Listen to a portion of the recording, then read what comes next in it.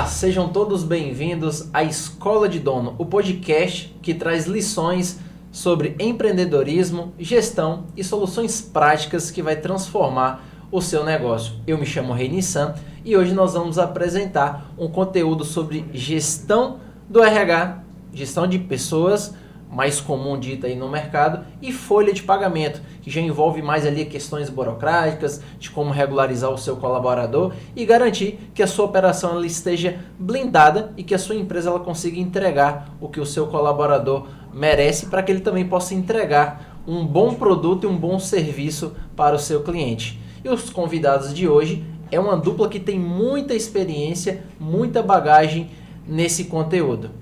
Vamos lá para o primeiro convidado? Olá, eu sou o Vitor, sou contador, sou advogado, sou sócio do Grupo Gestalt e hoje espero que a gente possa esclarecer e discutir bastante ideias sobre esse setor que é bastante importante, que é o setor de pessoas. Olá, sou a Raíssa, sou responsável pelo setor de RH e departamento pessoal do Grupo Gestalt e hoje conversar um pouquinho sobre gestão de pessoas, RH estratégico que está super em alta. Para começar, primeiro ponto, uma diferença entre o que é RH e o que é folha de pagamento, que é muito conhecido ali no departamento do serviço de contabilidade como setor pessoal. Essa seria a principal diferença, né? O que a gente precisa fazer para diferenciar o que é um RH e o que é um setor pessoal. Vocês conseguem dizer a diferença disso para que os nossos ouvintes possam interpretar da melhor forma?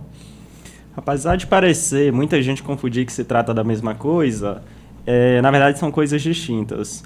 O departamento pessoal ele vai cuidar da regularidade fiscal e trabalhista da empresa, ele vai cuidar da parte de cálculos, se a empresa está cumprindo a legislação e todas as questões pertinentes, legislação previdenciária, legislação trabalhista.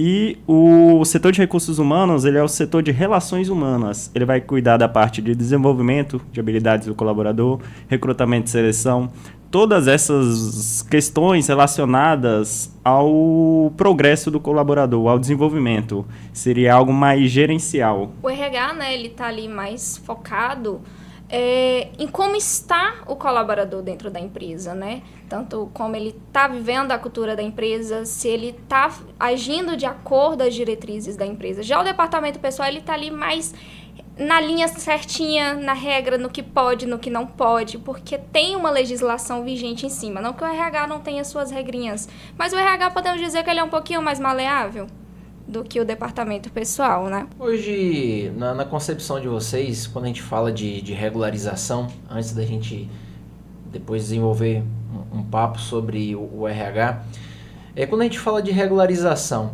quais são os principais mitos assim que vocês escutam no dia a dia, quando os clientes chegam a ter o escritório, sobre a regularização, de que é muito caro, de que não dá certo?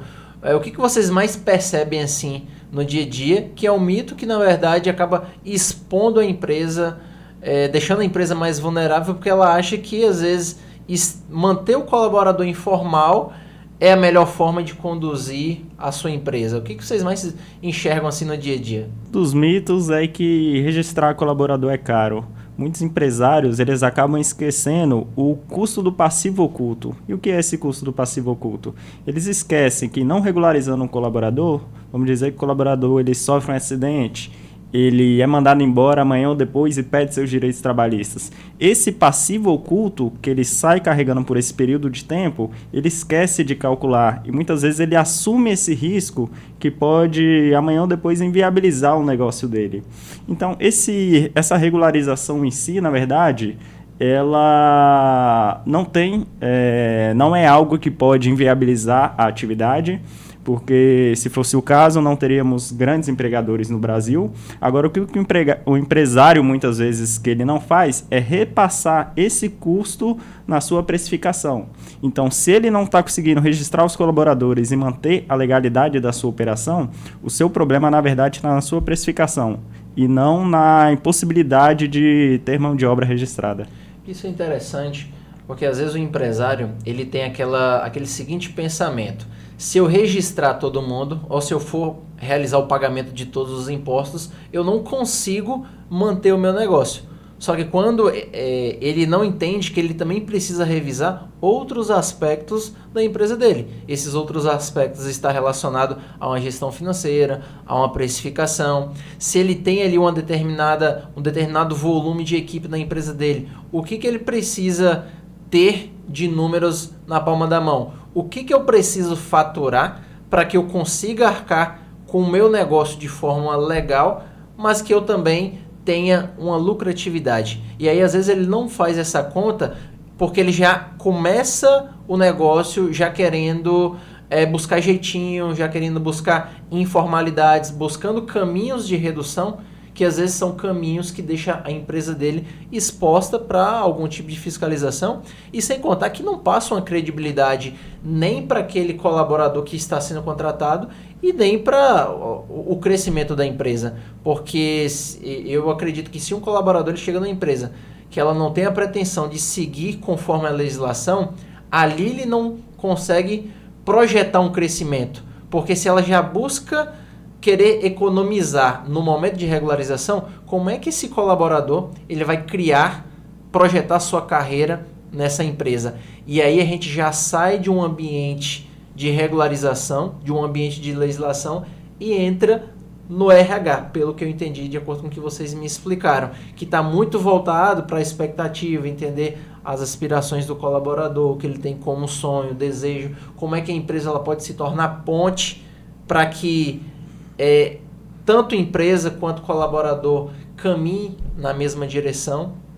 Então eu vejo que é muito disso de partir para a informalidade sem querer entender as outras particularidades do negócio. Acaba não trazendo essa credibilidade para o colaborador, né? Como é que eu vou cobrar que meu colaborador ele siga a cultura da empresa, que ele faça o que a sua atividade, né, desempenhe a sua atividade certinho, do jeito que tem que fazer cada coisinha, sendo que o principal eu não passo para ele, que é a segurança do emprego, aquela visão futura, aquele plano de carreira. Então o colaborador ele já vai iniciar a sua atividade desmotivado.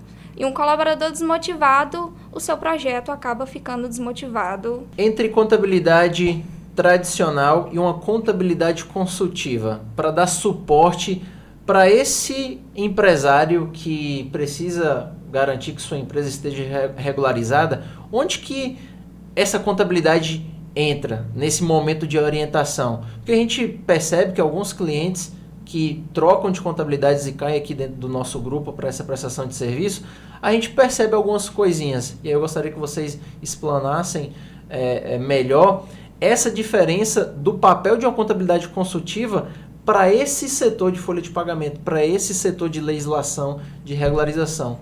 O que uma contabilidade consultiva tem que uma tradicional não tem? A tradicional é o que a gente vê em vários escritórios aqui, principalmente na nossa região do Extremo Sul, que é aquela contabilidade que só te manda a guia do imposto, só te manda os valores a pagar, seja o DAS, seja o imposto da folha de pagamento. E a contabilidade consultiva não, ela vai estar ali ao lado do empresário, ajudando o empresário a ter a sua operação regular, sem que amanhã ou depois ele corra o risco de ter a sua atividade inviabilizada por meio de alguma fiscalização, e ela vai garantir também uma economia tributária. Tem como pagar menos impostos seguindo a legalidade. Para isso existem caminhos, planejamento tributário, estudo tributário da atividade, e uma contabilidade consultiva é essa. Ela vai estar ao lado do empresário e vai auxiliar a operação dele. Não vai ser só um custo, só mandar imposto. Então aí a gente percebe que não é somente uma gestão de folha de pagamento ou uma gestão de legislação, mas também envolve não só planejamento financeiro, mas também um planejamento tributário. Então o que vocês querem dizer é que é possível pagar menos impostos regularizando todo mundo? É isso? Regularizando, com certeza. Principalmente, tem um colaborador que ele está ali tô pagando como uma comissão. Mas a comissão, um exemplo, ela tem que ter uma regrinha para ser caracterizada como comissão. Às vezes um colaborador ele tem a função de fazer X e Y, ele vai lá, me entrega X, Y e Z. ele traz uma produção além do esperado, né? Nós temos legalmente um prêmio produção. Esse prêmio produção, o que ele é? Esse prêmio produção, é um prêmio que você aplica para o colaborador, remuneramente, né, em valor, em um desempenho superior àquilo que é esperado. Naquele mês o colaborador ele teve um desenvolvimento assim maior do que era esperado a ele, maior do que era de sua demanda, né? Então eu quero remunerá-lo uma forma ali. Então eu posso pagar esse prêmio produção. Como esse prêmio produção ocorre? Ele não é tributado. Prêmio produção não tem tributação em cima. Só que muitos empregadores, né, eles preferem pagar, vou fazer um pagamento ali por fora, vou te dar isso aqui a mais por seu bom desempenho, mas você pode legalizar isso dentro do contra-cheque, dentro da folha de pagamento. Olha só, pessoal, essa dica ela é muito importante porque nós estamos falando aqui que você vai regularizar e garantir a segurança do seu colaborador, remunerá-lo melhor e dentro da legislação com esse formato de remunerar. E aí é onde entra a vantagem de você ter uma contabilidade consultiva que vai te orientar a blindar a sua operação, vai acompanhar o crescimento da sua empresa e vai garantir que você esteja entregando uma estrutura blindada para quem está ali trabalhando no dia a dia. E assim, imprevistos acontecem. Então, quando você sai desse ambiente da regularidade, uma hora esse colaborador ele pode se machucar, sofre um acidente, precisa se afastar. E aí? Esse colaborador que está na informalidade, o que acontece quando esse cara ele está informal? A empresa assume esse ônus ou o ônus é só do colaborador? Isso no dia a dia, como que funciona? E qual seria a melhor forma também de garantir essa regularização? Na verdade, o colaborador, se ele não tem carteira assinada, se ele não está período de graça para receber os benefícios previdenciários, quando ele se acidenta, aí que vem a conta para aquele empresário que ele não quer se regularizar. Por quê? O colaborador ele pode requerer os direitos dele e ele pode requerer esses direitos do empresário que não registrou a sua carteira em tempo oportuno. Aí ele pode, se ele entrar com a reclamatória trabalhista, requerer danos morais, todos os custos trabalhistas que ele teria direito durante a vigência do contrato de trabalho, além da incidência de multas e juros, ou seja, a conta ela vem quase o dobro. Então é uma ingenuidade o empresário ele contratar um funcionário, contratar um colaborador, achando que imprevistos não acontecem ou que esse colaborador ele vai ter uma saúde ali de super-herói, que imprevistos não podem acontecer. E acontece. A partir do momento que o colaborador ele se desloca de casa até a empresa, coisas podem acontecer. Até mesmo no local de trabalho. E aí é onde entra o quê? A revisão se a estrutura que você disponibiliza para o seu colaborador ela está adequada, se ela está alinhada com as normas de segurança do trabalho, que aí hoje o que a gente percebe é a questão do e-social. Podem me corrigir se eu estiver falhando em algo. A gente escuta muito o e-social, que o e-social veio aí para poder entregar uma transparência maior em relação a essas operações, essa relação que acontece entre empresa e colaborador. Vocês podem falar um pouquinho desse tal e-social? O e-social hoje é como se fosse o olho do governo, podemos assim dizer. Toda a informação do colaborador registrado, todo o seu pagamento, todas as suas férias, 13º, tudo que for de remuneração relativo ao colaborador é enviado para o e-social automaticamente. Tanto para o e-social, hoje, vamos supor, fiz uma admissão aqui, registrei a admissão do colaborador, em menos de 48 horas, essa admissão já está registrada no e-social, já está registrada na carteira digital do colaborador, não é nem necessário mais uma carteira física para você pegar, recolher a assinatura, registrar e tudo mais. Apenas um simples envio já é enviado para todas as plataformas. E é ali que vem aquele cruzamento de dados da Receita, do governo. Eu tenho um colaborador na empresa tal. Essa empresa está gastando X de folha, está declarando lá que ela tem um custo de folha de pagamento de X valor.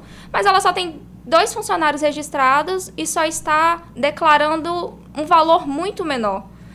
referente a essa folha de pagamento. Então, ele traz esse cruzamento de dados. E aí que vem a fiscalização.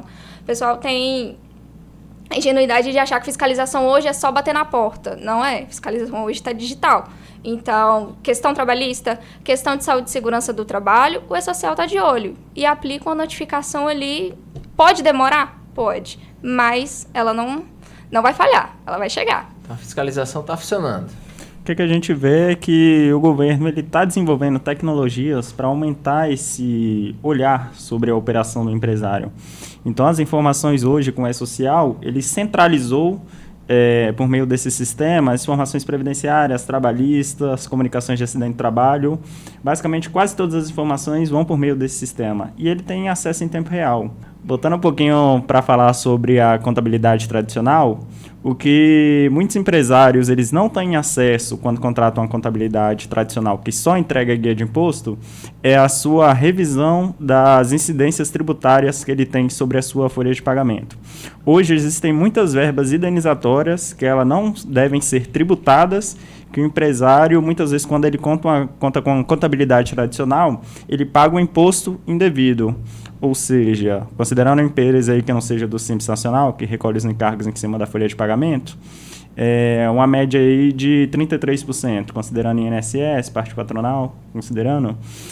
Se ele tributa uma verba que não seja tributária, vamos dizer uma verba indenizatória, ele vai pagar mais aí 33% indevido. Imagina numa empresa com 10, 15, 20 colaboradores. Esse custo, muitas vezes, ele não compensa. Aquela economia que está tendo, por ter uma contabilidade que só envia imposto, muitas vezes ela não é uma economia. Se você botar no ponta do lápis, você está pagando mais imposto do que deveria. Isso está refletindo no seu caixa. Então é possível obter uma gestão de lucratividade também pela folha de pagamento. Sim.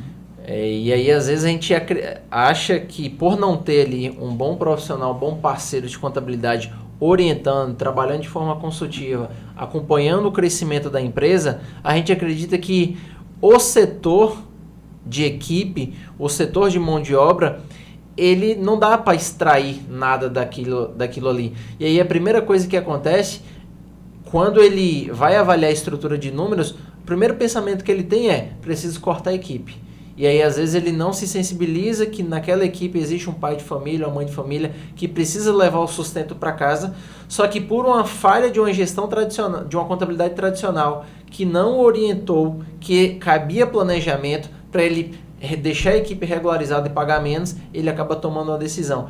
Então, olha só o impacto que acontece na vida de um indivíduo, na vida de um cliente, por uma falta de uma orientação especializada. Então ele vai logo no processo da rescisão, demitir, porque é mais fácil. É mais fácil assinar, iniciar o processo de encerramento, do que realmente procurar ajuda especializada para entender: olha, meu negócio funciona assim, eu tenho essa estrutura de equipe, eu tenho essa estrutura de remuneração. O que eu posso fazer para pagar menos disso daqui da forma legal, mas que eu também garanto que os meus colaboradores estejam protegidos. E é isso. E aí, além, não só isso, a questão dos contratos. E aí, como é que esses contratos estão sendo feitos? No contrato, sobre prejuízos, tanto da empresa gerar para o colaborador, do colaborador gerar para a empresa. Hoje, o que vocês enxergam assim nesses contratos que são feitos? Que eu já vi casos do cliente a contabilidade manda ali um contrato de trabalho para aquele colaborador, a única coisa que ele lê é apenas o horário de início e saída, mas ele não tem um alinhamento do que ele tem que desenvolver de função. No caso de prejuízos causados à empresa, o que poderia ser feito. Ou seja, o fato de não ter um contrato amarrado, começa a ter o quê? Quebras de expectativas, que aí depois o RH não pode cobrar, porque, cara, será que eu cobro isso? Isso está dentro do que o colaborador assinou, que ele iria realmente entregar? Então me fala um pouquinho desses contratos que não é significativo para acompanhamento do colaborador, é mais por um processo burocrático, mas que poderia ser utilizado para outras coisas, para deixar a vida do colaborador com um desenho de onde ele poderia chegar. Então tá aqui, eu tenho que desempenhar essas funções em tais e tais tempos. que vocês percebem assim desses contratos? Na verdade, vem a transparência entre o colaborador e a empresa, né? Aquela expectativa que você vai trazer para esse colaborador, olha, você tem que desenvolver essas e essas funções. Aí vem o RH em conjunto, desenvolver o plano de cargos e salários, na onde o plano de cargos e salário vai contratar um colaborador para essa função e de acordo com o seu plano de cargo e salário, você tem pode ter esse crescimento de carreira, você tem que desenvolver essas e essas funções, você tem que adquirir essas e essas competências para você conseguir subir de nível, subir de cargo. Você inicia aqui como auxiliar. Se você adquirir tal competência, eu te promovo para assistente, promovo para analista. Aí vem a questão do contrato. A contrato ter essa clareza, essa transparência, o que o colaborador ele deve desempenhar para ele poder ter um sucesso profissional também, né? Onde vai agregar não só para a empresa, mas também para a vida pessoal do colaborador. Aí vem mais o RH para dar essa conversa inicial, no momento da admissão, no momento da entrevista de trabalho, deixar claro o que é esperado, quais são as perspectivas, né, desse colaborador na empresa e o que ele precisa desenvolver. E também que está alinhado com o que o colaborador quer. Por muitas vezes o colaborador ele vem só mesmo para fazer ali qualquer coisa e ganhar seu salário no final do mês. Não tem essa perspectiva de futuro. O que hoje um contrato ele teria que ter assim, de informações mínimas, mas que obrigatórias para ter uma boa operação, uma boa relação entre empregado e empregador? O que vocês poderiam assim, dar de dica? Vou registrar um colaborador. Quais pontos eu preciso avaliar na minha estrutura de contrato aqui na minha empresa? São dois viés, eu vejo basicamente. O viés gerencial, da expectativa que o empregador tem em relação ao empregado, e o viés legal, os requisitos mínimos para aquele contrato ele gerar uma segurança jurídica. Os requisitos legais são a identificação das partes, o valor acordado do salário, a jornada de trabalho, a questão do dano, se o empregado causar o dano, se o empregador pode descontar. São essas questões que vão nortear a relação jurídica do empregado e vai depender da função. Muitas cláusulas, é interessante ter um apoio jurídico nessa hora, que muitas cláusulas elas podem ser consideradas, colocadas ou não pode ter um padrão para todas as situações, porque as relações de trabalho elas variam. Tem trabalho presencial, tem alguma função específica que o colaborador ele tem acesso a segredo industrial de uma empresa, são várias questões. Então o ideal é que esse contrato ele não seja padrão, ele seja adaptado para cada operação. E a questão do gerencial seria o desenvolvimento do colaborador, você alinhar expectativas, o que você espera daquele colaborador. Geralmente o pessoal fala que o acordado não sai caro.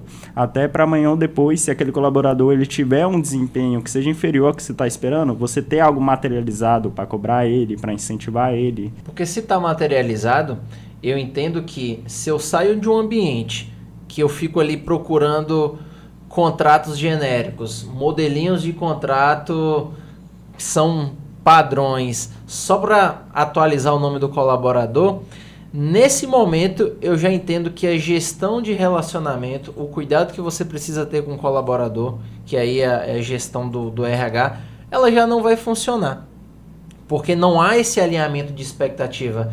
E aí é onde as empresas falham em não utilizar da estrutura do contrato, do momento que aquele colaborador iniciou na empresa, para ter um bom ambiente de trabalho. Um ambiente de trabalho que promova crescimento para a empresa e também crescimento ali para o colaborador. Hoje, o RH no dia a dia de vocês, como que esses contratos são utilizados para promover um ambiente bacana ali no dia a dia? O que vocês assim costumam avaliar? Quero saber do dia a dia de vocês, porque isso pode virar uma referência para os empresários que já empreendem há mais tempo, para os que estão começando a empreender, de pontos que eles podem se atentar. Vou contratar, então eu já sei que eu preciso ter um contrato de alinhamento de expectativa, o que essa pessoa aqui vai me entregar. E eu também, já que eu tenho uma grande equipe, eu preciso entender como que está a minha estrutura de contrato. Se na época que eu registrei, que eu iniciei o registro de regularização, se não foi um contrato genérico, que não tem nada a ver com a minha operação. No dia a dia de vocês, como isso é utilizado? Como que vocês chamam o cliente para o jogo e falam, cara, aqui está errado, vamos personalizar isso? No contrato de trabalho, você tem que deixar descrito, junto com o RH, aí entra a relação DP e RH, né? O DP, o departamento pessoal, que ele vai descrever toda aquela expectativa que o empregador ele tem para aquele colaborador. O que vai ser necessário, quais são as competências exigidas para fazer. Tá, ali aí vem o RH naquela questão de treinamentos. Eu tenho um colaborador, ele tem essa competência, ele vai conseguir realizar essa função, mas sempre pode melhorar. Então o RH ele tá ali para descobrir quais são esses perfis, descobrir quais são essas competências que precisam ser aprimoradas e trabalhar junto com o colaborador. Tem algo bem bacana que a gente gosta de usar, que é o PDI, que é o Plano de Desenvolvimento Individual. O colaborador ele chega com uma experiência, uma bagagem, ok, mas essa bagagem, ela tem que agregar e tá alinhada também à cultura da empresa. E talvez ele tenha um pontozinho ali que precisa ser aprimorado para chegar a um próximo nível no seu profissional. Então, a gente trabalha junto com esse plano de desenvolvimento, que traça as metas, né, que é essencial, metas pessoais e profissionais, para ter esse desenvolvimento. Então, a RH está naquele auxílio, naquela conversa, naquela descoberta de o que precisa ser feito, o que não precisa ser feito, aquele acompanhamento se essas metas estão funcionando ou não. Então, você conhecer o perfil do colaborador, o perfil principalmente do cargo que você está exigindo e ter essas duas coisas alinhadas é essencial. Então, hoje, o que sustenta, se a gente fosse resumir, o que é um RH, ele é sustentado por dois grandes pilares, alinhamento de expectativa e feedbacks, que desses feedbacks é uma troca construtiva, corretiva. Hoje isso no dia a dia, como aplicar feedback, alinhamento de expectativa, como é que eu faço isso no dia? Porque é fácil a gente falar, não, dá um feedback, alinha as expectativas, mas de que forma? Por onde eu começo? Você ser claro e direto. Não deixar acontecer o tal fato. Precisa ter um feedback, um retorno, não deixa passar. Aconteceu aqui, olha, vamos conversar, vamos alinhar. Aconteceu isso, nossa expectativa era de tal forma. O que ocorreu? Aí veio o RH, para esse lado humano. O que aconteceu que acabou gerando essa situação? Entender o que ocasionou. Foi algo interno da empresa, algo operacional que acabou atrapalhando o desenvolvimento desse colaborador. Ou talvez até um toque. Às vezes o colaborador ele faz ali sem perceber. Ou vai adiando, não, ele vai melhorar, ele vai se tocar e tal. É você ser claro, olha, vamos conversar, elogiar em público e reclamar individual.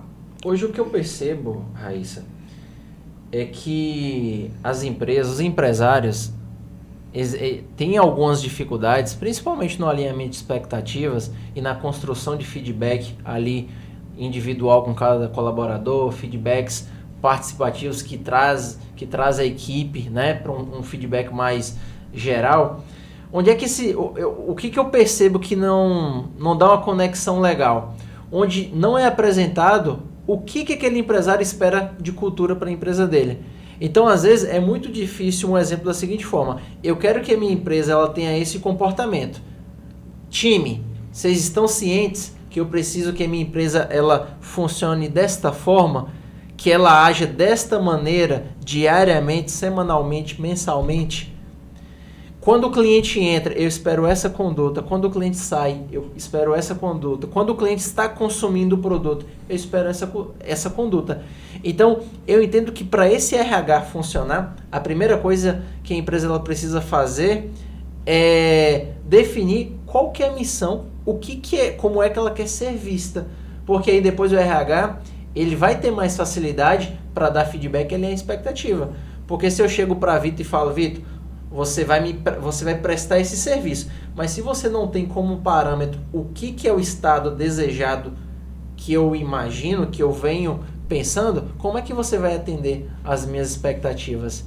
E aí é onde as empresas pecam em não ter uma cultura de alinhamento. O que é, como a gente pode dizer, qual cultura organizacional, como é que ela gostaria de ser vista? E aí? Já que eu não tenho RH, já que eu não consigo fazer alinhamento de expectativa e nem dar feedback para agora, como eu começo a construir uma cultura organizacional dentro da minha empresa para que ela se torne um espelho? Quais dicas vocês poderiam dar? Primeira questão, eu acredito que tem que ser a materialidade. O empresário ele tem que pegar um papel e caneta e anotar o que ele aceita na empresa dele, o que ele não aceita na empresa dele e como o time dele irá se comportar. Se ele não tiver essa materialização, com o tempo, mesmo ele passando em uma reunião, uma conversa com os colaboradores, depois de um tempo, aquelas questões que ele tratou vão acabar sendo esquecidas. Então é bom a materialização disso num documento escrito, para amanhã ou depois ele poder reforçar isso e cobrar quem está fora da cultura. E a continuidade também, né, da apresentação dessa cultura, você deixar explícito quais são os valores, o que é esperado de cada um, o que é esperado dos clientes para a empresa. Então, ter essa visão do que ela vai entregar, do que deve ser feito para ser entregue com eficácia todas as questões. Então, ter essa transparência, essa conversa diária, esse demonstrativo e ser exemplo também. Porque não adianta eu querer que meu colaborador aja dessa forma, que meu colaborador seja íntegro com tal função, sendo que a minha empresa não está sendo. E aí, em alguns momentos, voltando àquela a pauta inicial, é muito contraditório esperar transparência e honestidade no meu colaborador quando eu busco jeitinhos, formatos informais de deixar ele irregular dentro da minha empresa. Falar que não, é muito caro, eu só consigo pagar de tal e tal forma. Como é que eu espero um bom desempenho desse colaborador, transparência e verdade da parte dele, sendo que o primeiro pontapé na construção do relacionamento eu já deixo ele fora da legalidade, eu já trabalho de forma incorreta. E aí já começa errado. Desde o momento da regularização até o momento de alinhamento das expectativas. Porque não tem como a gente construir a cultura de uma empresa buscando jeitinhos, burlando processos, burlando pessoas, dizendo que a gente só consegue pagar aquilo que é abaixo do que a regra nacional estabelece para tetos de remuneração, seguir piso, seguir convenções, que aí é outra coisa que também é um problema. E aí, como que tá essas convenções? Como é que eles aplicam esse percentual? Seguir ou não seguir? E aí é uma coisa que muitos empresários negligenciam, que é a convenção coletiva de trabalho. Primeiramente, o que é a convenção coletiva de trabalho? A convenção ela é um acordo entre o sindicato patronal, que representa os empregadores, e o sindicato dos empregados, que representam os colaboradores. Essas convenções, elas determinam as obrigações e os direitos dos colaboradores. E uma oportunidade interessante para as empresas é o chamado acordo coletivo de trabalho. O que é o acordo coletivo de trabalho? A própria empresa ela vai fazer um acordo direto com o sindicato dos empregados. E a reforma trabalhista, o que ela trouxe de benefício? Esse acordo que a empresa ela faz direto com o funcionário, ele tem prevalência sobre o que está previsto na convenção coletiva. Ou seja, a empresa ela pode ganhar diversos benefícios fazendo um acordo coletivo de trabalho. É um pouquinho burocrático, só que muitas vezes vale a pena. Um exemplo é o ramo da construção civil, que a convenção coletiva ela traz... Se for seguir ao pé da letra uma empresa que está começando ou de médio porte, o custo dela fica um pouco alto. Por quê? Porque essa convenção ela abrange uma empresa grande de saneamento aqui do Extremo Sul. Então, muitas vezes compensa você fazer esse acordo coletivo, esse acordo da empresa com o sindicato, você reduzir seu custo e garantir que todos os direitos dos trabalhadores sejam pagos conforme aquilo foi acordado, conforme a capacidade de pagamento da empresa. Mais uma forma de regularizar e também buscar alternativas de pagar menos impostos, só que dentro da legalidade. E aí, às vezes, tem empresários que confundem o CNPJ com a regularidade. Eu não vou registrar essa pessoa via carteira, porque eu tenho uma estrutura de encargos. E aí a primeira coisa que ele faz é pedir para aquela pessoa criar um CNPJ, que é mais comum um microempreendedor individual. Que aí ele acredita que é uma relação de PJ para PJ, que é uma relação de prestação de serviço. E aí? Esse daí já é uma outra maneira, só que ele acredita que é uma maneira legal. E aí, Vitor, explica pra gente essa questão do vínculo, do formato de pejotização, que não é, nem sempre é a forma correta e legal, dependendo do nicho e do trabalho ali de atuação daquela empresa? Assim, o empresário ele pode fazer diversas manobras, seja constituir o CNPJ, seja não registrar, só que se tiver caracterizado os elementos que configuram o vínculo empregatício, onerosidade, habitualidade, pessoalidade, uma série de elementos, o empregado ele pode facilmente na Justiça do Trabalho converter essa relação para relação de emprego e descaracterizar, mesmo se ele tenha aberto o MEI, feito algum contrato, ele precisa, se o empresário ele quer terceirizar, ele realmente precisa organizar a sua operação para uma terceirização para um prestador de serviço, fazer um contrato bem elaborado, observar se ele não está infringindo alguma regra trabalhista para incidir o vínculo empregatício e ter isso materializado. Esse simples fato de montar uma operação assim, sem qualquer controle, isso não traz segurança para a empresa, isso é uma ilusão. Então, agora desses pontos que foram mencionados, assim, do vínculo empregatício, né, da oralidade, pessoalidade, esses itens aí que você mencionou, destrincha um pouquinho para a gente sempre buscar deixar o mais claro possível a comunicação para os empreendedores que estão acompanhando aqui o nosso conteúdo. No dia a dia, cite exemplos. Então, vamos supor, sei que o de horário, se eu tenho a obrigatoriedade de cumprir, chegar todo dia 8 horas, sair às 18, de segunda a sexta, isso já configura vínculo empregatício? Dê exemplos assim que acontecem no dia a dia, que é vínculo, que aí às vezes o empresário ele acha que pelo fato de ter um CNPJ, ele está trabalhando corretamente. Se o empregado ele tem que chegar todo dia, cumprir horário, ser subordinado, receber ordem do patrão, se ele tiver que ele pessoalmente cumprir aquele serviço, todas essas ações que ele faz, isso pode configurar o vínculo empregatício. E nessa mistura de folha de pagamento, regularizar o colaborador, gestão do RH, isso a gente está falando para um formato de empresas, que a gente sabe que hoje tem ali o pequeno empresário, que às vezes não tem condição de ter toda essa estrutura. Primeiro ponto, a partir de qual momento é ideal a empresa ela já ter um RH? A partir de quantos colaboradores, por exemplo? O RH, o ideal é que você já tivesse aquele setor para ir treinando o seu colaborador desde a base, né? Sim. Aquele primeiro colaborador, você moldando a cultura, para que a visão é sempre crescimento. Então, quando você já tem desde o início aquele colaborador que cresceu com a empresa junto, está crescendo, está evoluindo dentro, então ele serve também como de exemplo, podemos assim dizer, para os próximos, né? Mas o essencial é de quando você vê que está realmente crescendo. Porque você precisa moldar um grupo de pessoas. Você precisa aplicar a cultura em um grupo de pessoas. E ninguém tem um perfil igual a todo mundo.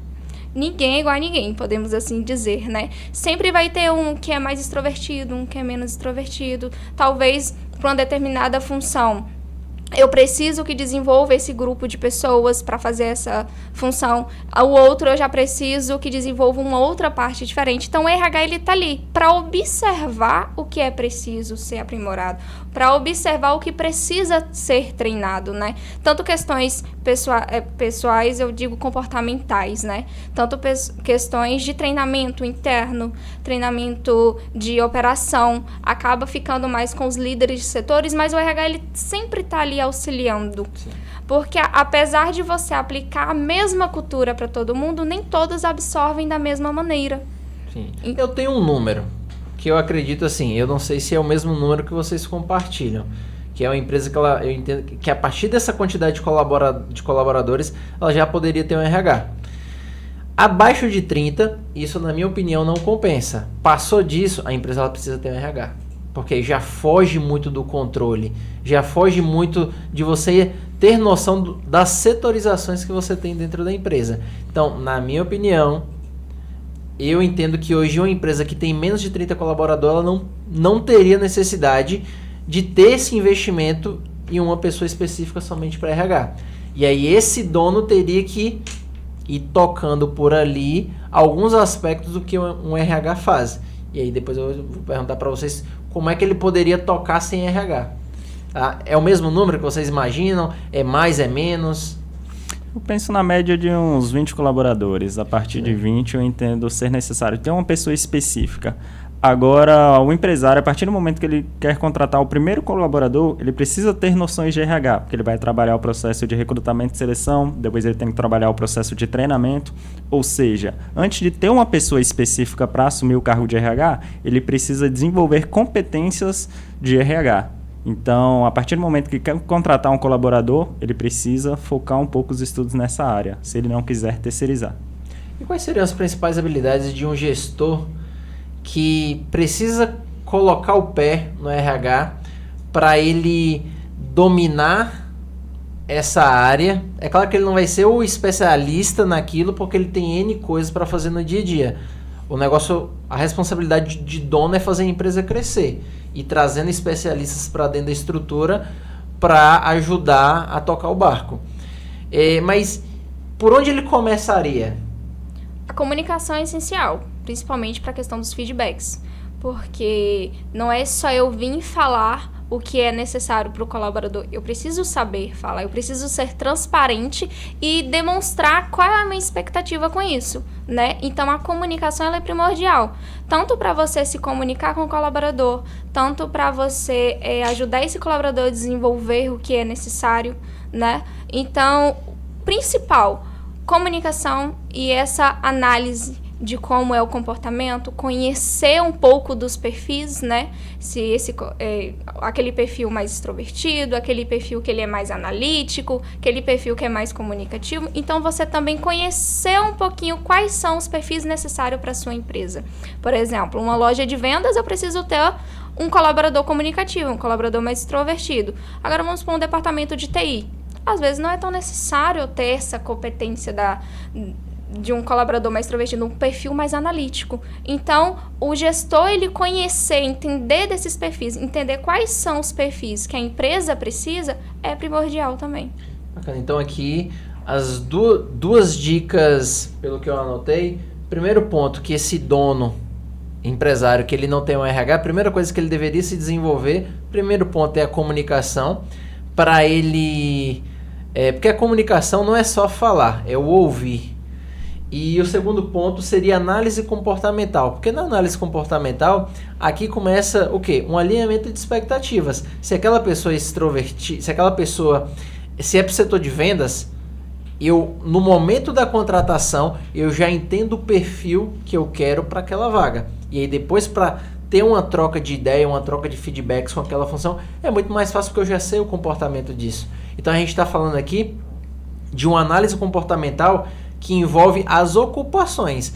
Agora, essa análise comportamental ela é interessante também para como você vai dar o feedback para aquela pessoa. Então, tem aquela pessoa que vai querer um feedback mais direto, aquele onde você come ali pelas beiradas, onde você vai criar algumas parábolas para poder dar o exemplo de como você gostaria. Isso também faz parte de análise comportamental? Com certeza, principalmente um grande auxiliador ali para definir essa análise, para dar esses feedbacks, é você ter uma gestão de metas do que esse colaborador está fazendo para me ter uma base. Porque tem um dos perfis, vamos colocar o perfil, aquele que é mais analista, ele gosta de ver as provas do porquê você está dando esse feedback para o colaborador. Ele gosta de saber. Então, se eu tenho tudo definido, eu tenho a minha cultura definida, eu tenho o que o colaborador está fazendo e o que está deixando de fazer, eu tenho essa concretização para me demonstrar. E já tem aqueles perfis que não. Só de conversar ali, uma forma mais extrovertida. Olha, você acabou fazendo de tal forma, era melhor fazer de tal outra forma. Então, tem essas pessoas que gostam mais desse esse lado um pouquinho mais informal, sem sair do profissionalismo, sabe? Recebe melhor. Agora, já tem outras pessoas que preferem que seja mais, olha, errou nisso, tô te apontando isso. Ou você foi muito bem nisso e aquilo. E você também saber escutar. Tem perfis que adoram falar de algo, então você também tem que saber ouvir, captar o que ele está querendo dizer. E tem uns perfis que eles não conseguem demonstrar o que está chateando, não conseguem demonstrar ideias. Então, também vai aquela lá da comunicação do ouvir. Você interpretar o que o seu colaborador também está querendo dizer ou te demonstrar, né? E aí é onde entra o alinhamento de expectativas. Porque o empresário ele não desenvolve habilidade de comunicação, tanto no falar quanto no escutar, e também na análise comportamental. Então, para você que é dono de uma empresa que ainda não é o momento de você ter um RH para te ajudar a ser um braço na gestão de pessoas, esses são os 2 conteúdos, as especializações que você pode procurar para começar a entender de pessoas. Porque o entender de pessoas, quando a gente atende bem a nossa equipe atende bem o nosso cliente. É uma esteira de alinhamento de expectativas. Então, a gestão de pessoas, ela é indispensável se você tem uma empresa e pretende crescer, pretende garantir a longevidade dela, aí uma estrutura de tempo de longo prazo, né? Agora, um outro ponto, Raíssa, para quem está começando um negócio, a gente sabe que é o mesmo custo de quem já tem um colaborador. Para quem está começando é mais barato, é mais caro? Existe alguma diferença? Porque às vezes a gente escuta, para o MEI, para regularizar é X valor. Para a empresa que está no Simples Nacional, que é um formato de tributação, é outro. Presumido, outro. Lucro real, que é outro regime de tributação. É tudo o mesmo custo? Ou existe existe percentuais diferentes para cada situação dessa? Porque assim, eu que estou começando, eu quero saber. Comecei. Qual que é o custo? Quando eu crescer, vai mudar ou vai permanecer? Então, depende muito da atividade, né, dessa empresa. Você tem ali encargos trabalhistas em questão de salário, 13º, férias, percentual de FGTS, percentual de INSS, é o mesmo. Você sempre vai ter o mesmo padrão para todos. Agora, os encargos que vêm sobre a tributação em cima da folha de pagamento, um exemplo, no Simples Nacional, você não contribui o INSS patronal sobre a folha de pagamento. Já é lá em cima do faturamento. Já lá no lucro real e presumido, essa base de cálculo ela já modifica. Você vai contribuir com o INSS patronal em cima da sua folha de pagamento, né? E não mais em cima do faturamento. Então, ela tem essas diferençazinhas. E varia muito de atividade para atividade. Você tem ali o mais padrão de você contribuir, além dos encargos trabalhistas, INSS patronal. O RAT, que é o risco de acidente de trabalho, na qual você tem um percentual determinado por atividade. Varia muito, né? Que você também vai contribuir. Varia aí de 1,5% a 3%. E um percentual de terceiros. Que percentual de terceiros são esses? São sistemas, Senac, Senai, essas coisinhas que você contribui ali até 5,8%. Então, acaba que... E o INSS patronal é ali em torno de 20%. Né? Então, a depender da atividade, a depender de como eu vou tributar, eu posso ter uma reduçãozinha em um canto. As outras, às vezes, no lucro real é mais benéfico, no simples é mais benéfico. Adentrando em um assunto aqui interessante, é que muitos empresários acham que, por exemplo, não vou sair do simples e não vou para o presumido no real, porque eu vou pagar o INSS sobre a folha e fica muito caro. Só que o empresário ele esquece que dentro do DAS que ele está pagando todo mês, tem uma alíquota de INSS. Então, em vez de ele pagar sobre a folha de pagamento, ele está pagando sobre o faturamento. E muitos estudos tributários que a gente faz lá na Gestalt, a gente vê que o valor que ele está pagando sobre o faturamento está muito maior do que o valor que ele estaria recolhendo sobre a folha. Precisa ter contabilidade. E é uma contabilidade que realmente orienta, porque são várias particularidades, vários percentuais. Por mais que a gente queira dar essa noção para o empresário, tem questões técnicas que precisa dessa contabilidade consultiva. Porque por mais que a gente queira exemplificar alguns casos aqui, mas quando se trata de regularidade, legislação, manter sua empresa correta dentro das operações que são exercidas, tem que ter um planejamento personalizado. Então, para você que tem uma empresa, não faz sentido qualquer tomada de decisão contar com apoio com assessoria genérica, porque em algum momento Você é assim, você está abrindo as portas da sua empresa para riscos fiscais, riscos financeiros. Então, procure a contabilidade consultiva, uma contabilidade que atenda o seu nicho e atenda o seu momento de crescimento. Então, olha, hoje eu quero regularizar 1, qual que é o melhor cenário? Quero regularizar 2, qual que é o melhor cenário? Quero regularizar 10 com tal faturamento, qual que é o melhor cenário? Tem que ter personalização, tem que ter planejamento. E aí não é o registrar por registrar, que aí é onde as empresas começam a jogar culpa no externo, no governo, no fornecedor, na inadimplência, em tudo, menos nas escolhas que ele faz. E a primeira coisa que ele precisa fazer é: quero crescer, quero ter uma boa gestão da minha empresa, fiscal, contábil, financeira, trabalhista, eu preciso ter um bom contador segurando ali nas minhas mãos e para me acompanhar durante essa jornada. E dentro desse custo dos funcionários, cabe também você identificar qual é a melhor modalidade de você contratar. Muitos empresários veem que a única modalidade que existe é: passou a experiência, está lá prazo indeterminado, se eu mandar embora, vou pagar a multa, vou pagar aviso, vou pagar isso, pagar aquilo. Só que não, a gente tem várias modalidades de contrato de trabalho. Tem, vamos colocar um exemplo, restaurantes em alta temporada. Se eu quero contratar só temporada do verão, aqueles restaurantes de beira de praia, porque eu sei que depois do verão, meu rendimento, meu faturamento vai cair, então eu não vou ter condições de arcar com o custo desse colaborador. Tem um contrato de prazo determinado. Eu vou contratar aquele funcionário com prazo de início e fim.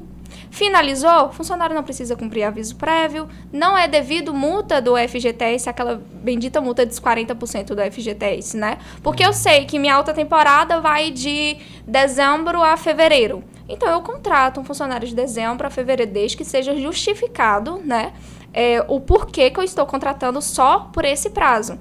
Tem uma coisa também que muitos empresários fazem. Vem cá, eu não vou assinar sua carteira durante 3 meses, que é seu período de experiência. Aí, pós-experiência, eu assino sua carteira. Só que hoje, o contrato de experiência, ele é com carteira. O contrato de experiência, ele pode ser até 90 dias. Eu posso criar até 2 prazos dentro desses 90 dias. Posso criar 2 prazos de 45, posso criar um de 30, outro de 60. Vou colocar aqui um prazo de 30 dias, assinei sua carteira com, você vai iniciar hoje e você tem experiência até daqui 30 dias. Finalizou esses 30 dias, o colaborador ele não desenvolveu, não atendeu as expectativas, eu posso ali, hoje encerramos seu contrato porque você não passou na experiência, o que é de direito, dias trabalhados, proporcional de férias, proporcional de 10º e o FGTS desses proporcionais. Não é devido aviso, não é devido multa de FGTS, então vale essa contabilidade consultiva para orientar qual é o melhor tipo de contrato para esse empresário, né? Bacana. E a questão também da produtividade, que esse exemplo mencionado, ele é em relação a um período. Então tem um período de experiência que cabe contrato para você manter a pessoa regular, pagar menos dentro da legislação. Esse exemplo de modelos de negócio, por exemplo, como hotelaria, restaurantes, que em cidades turísticas o movimento aumenta, então precisa fazer mais contratações. Existe um formato de passar por essa temporada regular dentro da lei, e aí às vezes a pessoa ela trabalha com todo mundo no informal, e aí daqui a pouco acontece alguma coisa, um acidente, o dinheiro que ela fez naquela alta temporada, o lucro, ela tem que agora gastar com advogado e com processos com aquele colaborador, sendo que ela poderia apenas amarrar em um contrato dentro do que a legislação permite. E fora também o ponto agora de produtividade, que é uma outra forma também de registrar. Hoje o contrato assim por produção é algo comum no dia a dia? Vocês acompanham ou não? Tem aquele, vamos botar um exemplo do restaurante beira de praia. Geralmente vai muito por comissão, por vendas, perdão. Deixa eu voltar. Vamos colocar exemplo, um vendedor que recebe por aquela comissão. Você pode definir, o colaborador ele tem um X percentual de vendas. Vamos lá, 10% das vendas, podemos assim dizer. Esse mês ele fez, não vendeu bem, não teve essas questões. Então, o valor da produtividade, ela vai diminuir. Ela vai ser de acordo com o que eu vendi. Se eu vendi X valor, vou receber X valor. Se eu vendi Y, vou receber Y. Então, ele faz essa variação de acordo com a produtividade. Isso acaba servindo como incentivo, né, para aquele colaborador correr atrás, bater as metas necessárias, né? Bater a perspectiva de venda esperada. Então, traz essa motivação, agrega tanto para o colaborador quanto para a empresa. E que dá para regularizar também e todo mundo ficar ok, tranquilo no relacionamento ali de empregador para empregado, para um não se sentir injustiçado enquanto o outro só está lucrando. Não é isso. Dá para trabalhar certo, dá para lucrar, dá para ter bons resultados com a operação 100% legalizada, desde que você tenha um acompanhamento, que você tenha uma boa assessoria, tá? Então aqui a gente puxa também o gancho para convidar você a conhecer o Grupo Gestalt, onde a gente tem um ecossistema de soluções empresariais, desde a planejamento financeiro, contábil, também a planejamento jurídico, para que garanta que toda a sua operação ela esteja blindada na relação com o colaborador, na relação com o cliente, na relação com fornecedor. Então o Grupo Gestalt está aqui para ser o seu parceiro de jornada. Então não é só sobre contabilidade, realmente é sobre lucro dentro da sua operação, mas da melhor forma possível, com gestão, tá?